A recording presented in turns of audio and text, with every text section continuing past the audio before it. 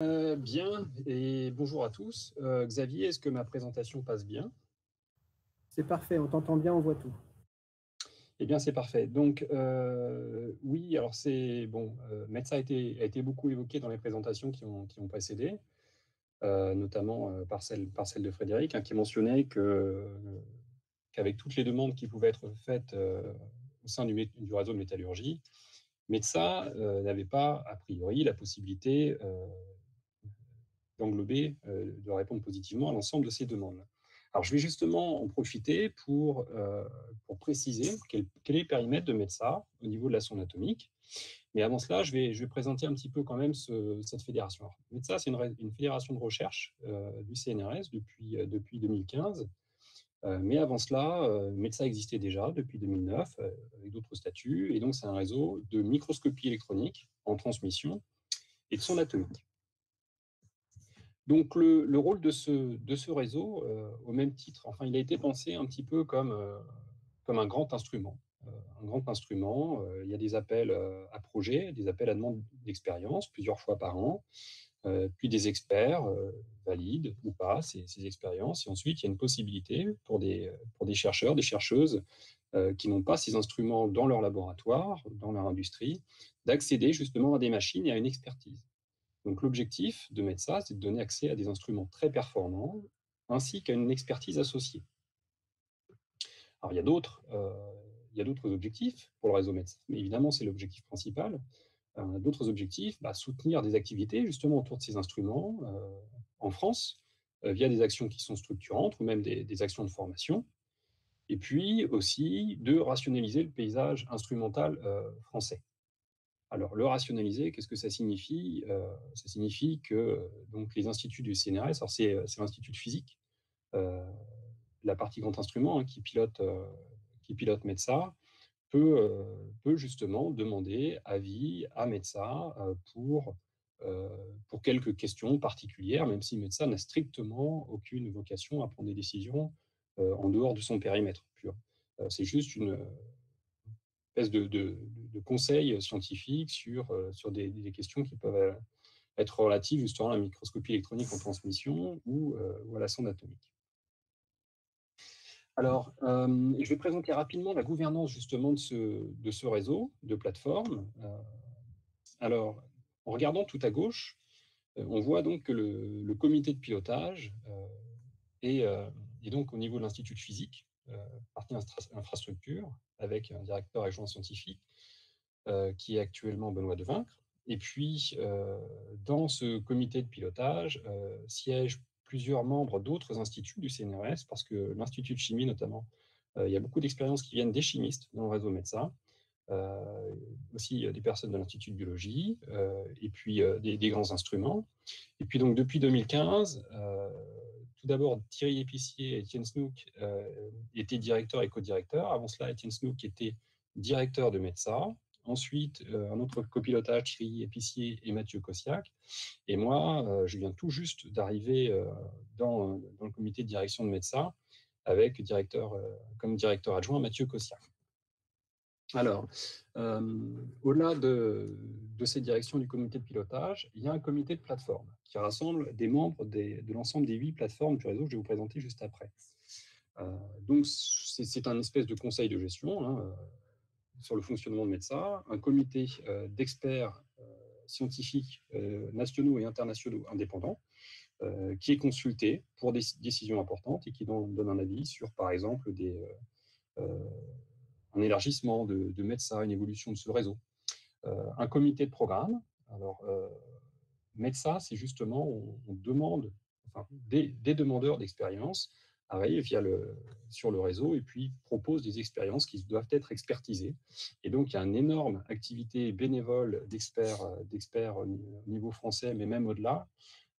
Et donc, on les remercie, hein, parce que beaucoup d'entre eux, donc certains nous écoutent aujourd'hui, sont mis à contribution plusieurs fois par an pour justement donner des rapports, donner des avis.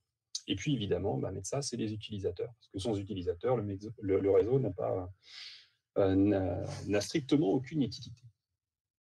Alors, les équipements qui sont présents dans ce réseau, alors, on va parler de son atomique, mais il y a aussi quand même beaucoup de microscopes électroniques, principalement en transmission.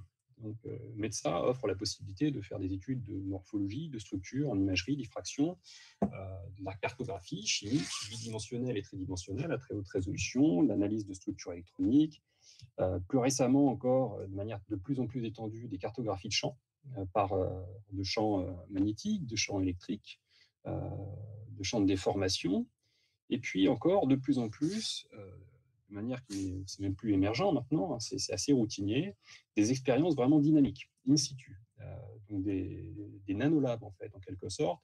On va regarder des phénomènes de croissance, de déformation, alors depuis longtemps en déformation, mais de cristallisation, de réaction chimique.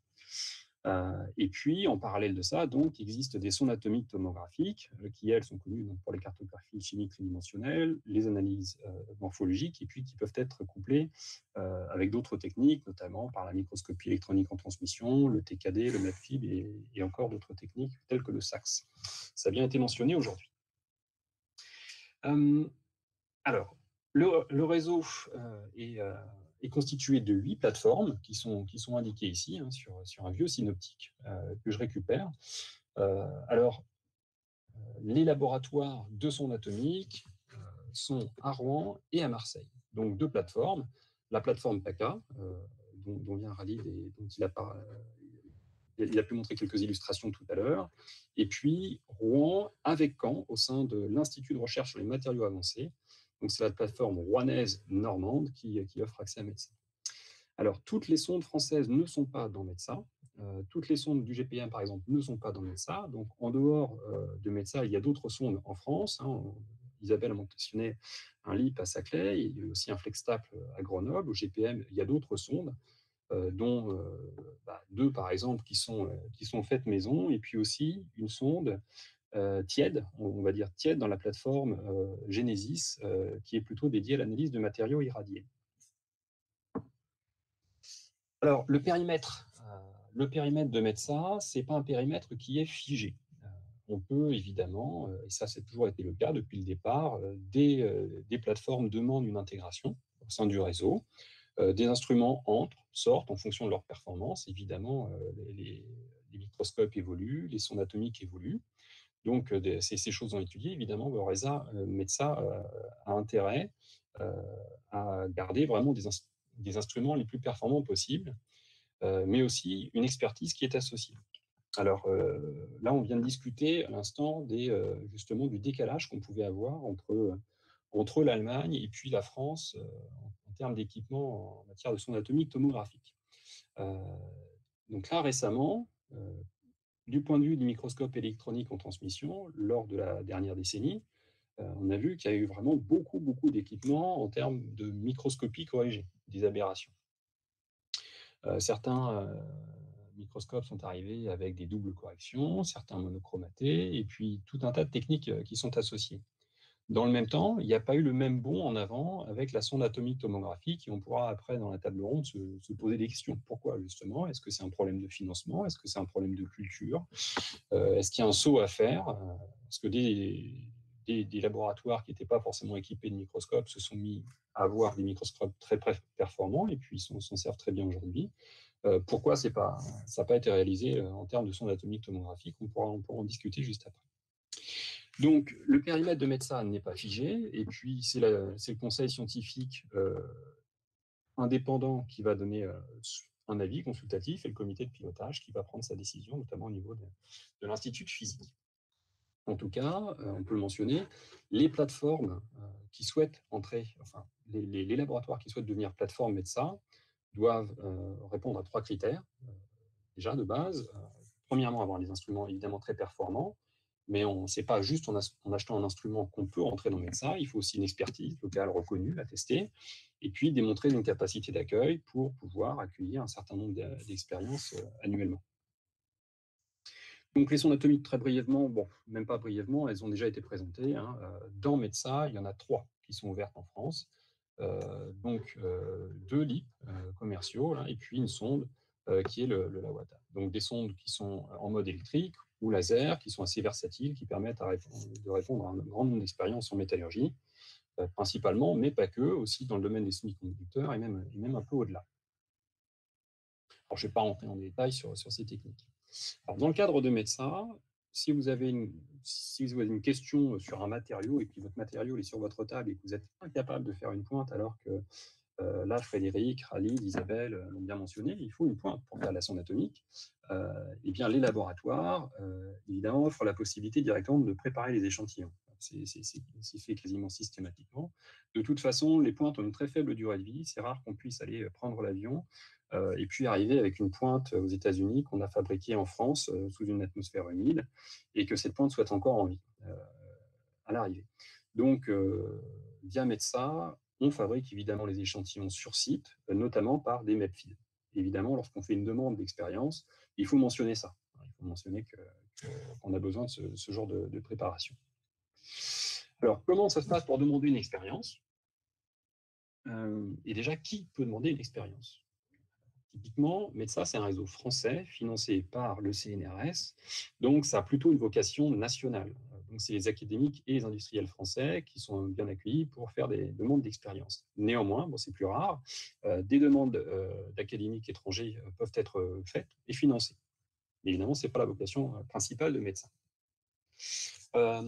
Donc, on a 2 appels à demande d'expérience par an. Typiquement, c'est en mai et novembre, mais là, avec la crise du Covid, bon, il y a eu un petit peu de chamboulement, ça a été un petit peu décalé. Là, on a clôturé l'appel à projet le 7 janvier récemment, et donc là, les demandes d'expérience sont expertisées actuellement. Alors, comment est faite la publicité? Il y a une mailing list utilisateur. Hein, voilà, donc on recueille l'adresse des utilisateurs de METSA. Néanmoins, le réseau n'est pas forcément toujours connu et on aimerait bien éventuellement accéder à d'autres mailing lists sans pour autant spammer. On est assez spammé comme ça.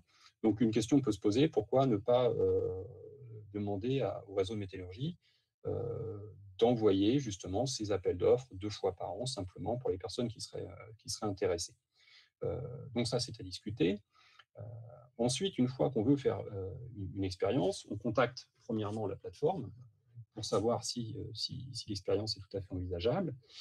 Et puis, quelque chose de très important, comme le mentionnait Frédéric Danois, les expériences typiquement qui sont acceptées dans METSA, c'est de 2 à 5 jours. Ce n'est pas des projets longs, c'est des projets courts, très courts, c'est un peu des one-shots. C'est une question particulière avec une réponse particulière sur une technique de très haute valeur ajoutée. Voilà. C'est vraiment des expériences vraiment où on va étudier par exemple 2, 3 états maximum en métallurgie, mais ça peut être juste pour étudier une interface. Voilà. Enfin, c'est vraiment des choses très ponctuelles. Et puis après, il y a toujours la possibilité de resoumettre une expérience. Alors le dépôt évidemment se fait en ligne. Les demandes d'expérience sont analysées par des experts. Ensuite, il y a des rapports qui sont faits, des notations. Alors, tout est évalué de la même manière. C'est-à-dire qu'on a vraiment des grilles d'évaluation qui sont les mêmes pour les manips de MET que de son atomique. Donc après, tout est mélangé. C'est de manière tout à fait indépendante. Et puis, une fois que l'acceptation est validée, il y a un classement ou pas, il y a un classement qui est fait et puis qui est comparé évidemment par rapport au budget disponible. Ce n'est pas parce qu'une expérience est très bonne que malheureusement, avec un bon rapport, elle pourrait être validée parce que le budget est fini. Et puis, bon, une fois que l'expérience a eu lieu, l'expérience est validée, on a une notification d'acceptation à la fois des demandeurs et de la plateforme, prise de contact, réalisation des expériences. Et puis, une fois que tout ça est réalisé, on demande aux utilisateurs, à moindre des choses, de déposer un rapport sur le site METSA. Donc là, le site, on est encore en train de le refondre. Là. Donc il y a une refonte du site total, mais on peut déjà déposer des rapports d'expérience. Et puis aussi, évidemment, si une publication est faite, il faut citer la fédération. Alors, il y a vraiment une phrase toute faite qui permet de remercier le réseau METSA. Alors, juste avant de conclure, la production scientifique, donc ça, c'est pas moi qui ai fait ce bilan-là. Je remercie Mathieu Kossiak de l'avoir fait, qui a fait un énorme boulot de synthèse et de statistiques à tous les niveaux. Et donc, depuis 2009, 716 expériences, 2367 jours de manip et 171 publications recensées, enfin connues. Voilà. Et puis, 30 thèses ont bénéficié du réseau METSA, ce qui est quelque chose d'important. Et si on considère juste l'activité sonde atomique tomographique, alors je vous rappelle, c'est 3 instruments sur 22 parmi l'ensemble des plateformes, donc 3 instruments sur 22. Ici, c'est 16% à peu près des publications. Donc, en gros, 1/7. Exactement le même ratio. Voilà. Donc donc un nombre de publications où la sonde atomique tomographique n'a pas à rougir devant des techniques telles que l'holographie, l'hélice haute résolution et la tomographie électronique, par exemple. Donc ce réseau fonctionne depuis de nombreuses années, fonctionne encore et a toujours un petit peu la même vocation, c'est-à-dire répondre positivement à des demandes d'expérience vraiment ponctuelles. Et puis, une fois de temps en temps, on essaye de le faire tous les 2 ans. Là, pour l'instant, c'était tous les 4 ans. La dernière réunion, c'était au mois de novembre. C'est une journée nationale des utilisateurs qui permet justement de mettre en avant quelques manips qui ont été réalisées sur les plateformes, de parler un petit peu de la vie du réseau, d'évolution de son périmètre, de l'arrivée de nouveaux instruments. Donc là, cette journée a eu lieu de manière virtuelle, distancielle, au mois de novembre, et elle a donné l'occasion de présenter des nouveaux instruments de MELSA et puis d'écouter des exposés particulièrement brillants, notamment de doctorants qui ont eu accès au réseau MELSA. Alors, j'arrive à la fin de mon exposé, et puis évidemment, on pourra, si vous avez des questions, on peut en discuter. Je laisse Xavier reprendre la parole.